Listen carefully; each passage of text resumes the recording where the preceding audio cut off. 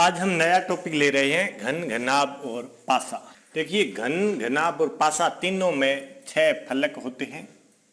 फलक को दूसरे शब्दों में सतह या सरफेस कहते हैं। देखिए, एक डिब्बे की सहायता से हम समझने की कोशिश करें कि मान लीजिए ये एक डिब्बा है, इसको हम घन कहें, तो जो ये इसको हम फलक कहेंगे या सतह कहेंगे या सरफेस कहेंगे। ऊपर का ये भाग है, इसको हम फलक, सरफेस या सतह कहेंगे। दूसरे शब्दों में कहें तो यदि हम ऐसे बनाते हैं तो ये एक सतह होगी। ऐसे कुल 6 सतह होती है, 1, नीचे वाली 2, 3, 4, 5 और 6। ये 6 साइड में 6 फलक हो गए। भुजाएं कितनी हुई? 12। कैसे? ये देखिए, ये 12 भुजाएं हैं। ये 1, 2, 3, 4, 5, 6, 7, 8, 9, 10, 11, 12। तो ये कुल 12 लकीरें हैं। तो इन 12 लकीरों को 12 भुजाएं, कोर या 12 एज कहते हैं।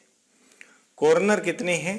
8 या 8 शीर्ष है या 8 कोने हैं। ये कोने यदि हम गिने तो कुल 8 हो जाएंगे।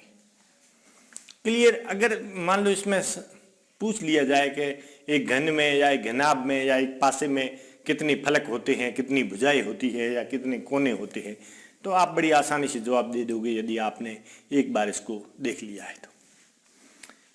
2D में यदि हम इसको देखें, 3D नहीं, 2D में एक कागज पर हम एक चित्र बनाए तो अधिकतम हम 3 सतह दिखा सकते हैं, 4 सतहें दिखाई नहीं देगी। आप कहोगे एक भी दिख सकती है। जी हाँ, एक भी सतह दिख सकती है, लेकिन अधिकतम हम 3 सतह दिखा सकते हैं। अगला सवाल, घनों की संख्या कैसे तय करें? यदि हम इसको ऐसे बराबर टुकड़ों में ऐसे काट दें, फिर इसको हम ऐसे काटें, तो ये कुल कितने टुकड़े होंगे? तो ये इसका एक सूत्र है x का क्यूब। अगला, घन, इसमें जो कटेंगे उसमें ऐसे कितने घन होंगे जिसमें एक भी सतह रंगीन नहीं? इसको हम कैसे तय करते हैं? मान लो देखिए, ये 6 फलक है या 6 सतह है, इनको हम कलर कर देते हैं, छहों को कलर कर देते हैं, फिर ऐसे काटते हैं, तो ऐसे कितने घन रह जाएंगे जिनकी एक भी सतह रंगीन नहीं होगी? तो ऐसे जो बीच के घन है, यानी ये सतह भी नहीं होगी, जिसकी ये भी नहीं होगी, ये भी नहीं होगी, ये भी नहीं होगी, तो उसका सूत्र होगा x - 2⁻³ अगला, ऐसे कितने घन होंगे जिनकी केवल एक सतह रंगीन होगी?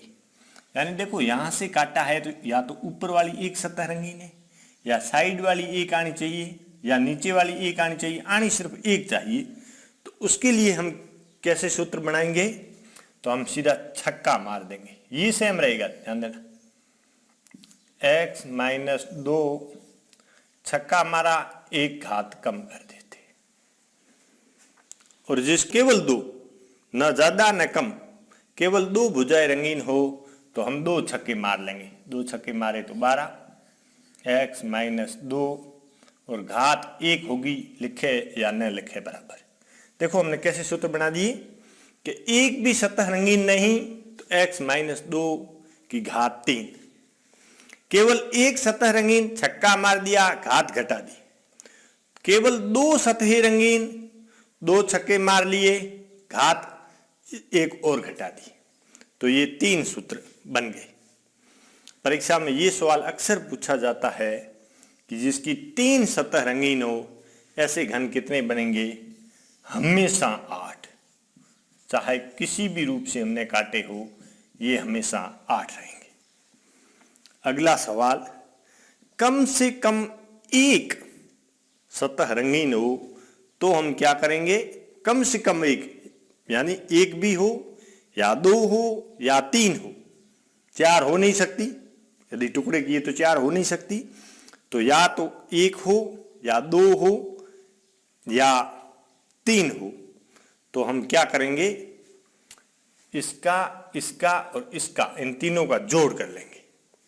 देखो ये 6x माइनस 2 का क्यूब जोड़ 12x माइनस 2 जोड़ 8, ये जोड़ कितना होगा, ये होगा इसका उत्तर। हम इसकी जोड़ ये रट लेते हैं, x square minus x minus 2 का स्क्वायर, यानी कम से कम एक रंगीन, और कम से कम 2 रंगीन हो तो क्या करें, तो हम इन 2 का जोड़ कर लेंगे, और इन 2 का जोड़ कितना होगा, देखो 12x माइनस 2 प्लस 8, ये इन 2 का जोड़ हो गया। आशा करता हूं ये सारे सूत्र आपको समझ में आ गए। इसके बाद मैं आपको ये समझाने का कोशिश करूंगा कि घन को हमें देखना कैसे है, ये मैं 3D मॉडल से आपको समझाने की कोशिश कर रहा हूँ। हाँ, यहाँ हम घन को समझने का प्रयास करते हैं। देखिए घन में जो 6 फलक है, 1 2 3, इसको हम घुमा के देखने का प्रयास करते हैं। आप देख रहे हैं 1 2 3 हमें दिख रही है। यदि हम इसको आगे रोटेट करें तो आपको ये 4 5 और 6 भी नजर आ गई। इसको हम ऐसे रोटेट करते जाए तो आपको समझ में आ गया कि ये 1 2 3, यदि एक ही बार में आप देखो तो ज्यादा से ज्यादा हम 3 फलक देख सकते हैं, 3 से ज्यादा हम नहीं देख सकते। और यहाँ 4 5 और 6 दिख रहे हैं। यदि ये कागज पे होता, यानी घुमा नहीं सकते हम इसको, तो ये क्या होता, हम अधिकतम 3 देख सकते थे।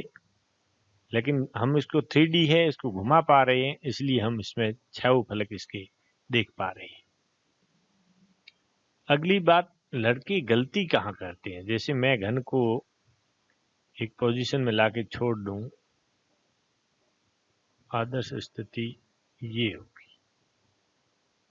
अब आप यहां से देखने की कोशिश करें, एक थोड़ा सा नीचे और लेते हैं, यहां से देखिए, जब हम इस क्यूब को देख रहे हैं तो एक बार गई, हम ध्यान से आप देखें तो आपको लगेगा कि हम इस क्यूब से बाहर है, ये ऊपर की सतह है, ये एक सतह है और ये सतह है। एक बार आप इस कोने को देखें और मान के चले कि जैसे हम कमरे के अंदर है और ये अंदर का कोना है, धसा हुआ, आगे अपनी तरफ उभरा हुआ नहीं है, आगे की ओर धसा हुआ है, और ये कमरे की एक दीवार है और ये कमरे की एक दीवार है और ये सतह है। तो ध्यान देना, परीक्षा में इस तरह से सतह हमें नहीं देखनी। यदि हम परीक्षा में इस प्रकार से सतह देखेंगे तो सवाल को गलत कर बैठेंगे। तो हमें कभी भी ये घन की जो सतह देखनी हो तो हमें अपने आप को बाहर रखना है, बाहर से सतह देखनी है। ये कॉर्नर उभरा हुआ बाहर की तरफ दिखना चाहिए। देखिए ये जो आप कॉर्नर देख रहे हैं ये आपको बाहर की तरफ दिखना चाहिए। अगर ये अंदर की तरफ देख रहे हैं तो आप इसको एक बार थोड़ी सी आंखें घुमाकर वापस देखिए और आपको महसूस ये करना है कि ये कॉर्नर उभरा हुआ है, धसा हुआ नहीं है, अंदर की तरफ नहीं है। यानी घन को जब आप देखते हैं तो आपको ये महसूस करना है कि हम घन के अंदर नहीं है, हम घन को बाहर से देख रहे हैं। यानी जैसे कमरे के अंदर जैसे हम दीवार एक कॉर्नर देखते हैं, ऊपर का कॉर्नर, वैसे नहीं दिखना चाहिए, बाहर से दिखना चाहिए। ये घन देखने की मुख्य बात है।